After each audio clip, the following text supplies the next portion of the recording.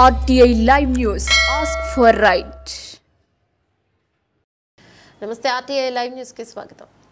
వీటిలో ముందుగా చెప్పుకోవాల్సింది ములుగు జిల్లా వెంకటాపురం మండలం బోధపురం స్కూల్. ఇక్కడ పిల్లలు పడుతున్న ఇబ్బందులు అన్నీ కావు. ఈ గిరిజన ప్రాథమిక పాఠశాలలో 1వ తరగతి నుండి 5వ తరగతి వరకు 54 మంది విద్యార్థులు విద్యాసభ సభ్యస్తుంటారు. ఇక ఈ స్కూల్ బోధపురం రహదారి దగ్గరగా ఉంటుంది. స్కూల్ ప్రారంభం నుండి ఇక్కడ విద్యార్థులు ఇబ్బందులు ఎదుర్కొంటూనే ఉన్నారు. స్కూల్ బిల్డింగ్స్ సరిగ్గా లేక ఉపాధ్యాయులు ఒకరే ఉండడంతో ఆరు బయట వరండాలలో చెట్ల కింద చదువు చెప్తుంటారు. అంతేకాక స్కూల్ భవనం శిథిలావస్థకు చేరుకోవడంతో ఎటువైపు నుంచి పెచ్చులు ఊడి మీద పడతాయో అని విద్యార్థులు నిత్యం భయంతో క్లాసులు వినాల్సిందే. మరోవైపు వర్షం వస్తే స్కూల్ లోపలికి వరద నీరు రావడంతో బురదంతా పేరుకుపోయి ఉండడంతో ఆ రోజు స్కూల్కి పిల్లలు వెళ్లారని తల్లిదండ్రులు చెప్తున్నారు.